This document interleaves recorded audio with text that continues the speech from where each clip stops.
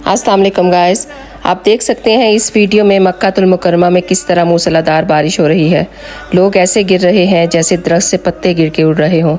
अल्लाह अकबर, बेशक अल्लाह सबसे बड़ा है।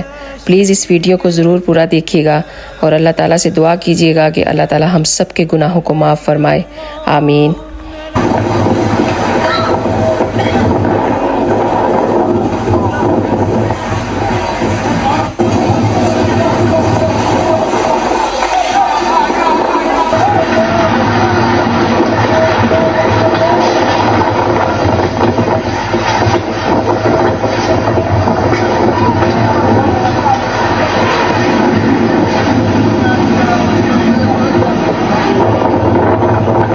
आप सब मेरे साथ मिलके एक दफ़ा ज़रूर पढ़ें प्लीज़।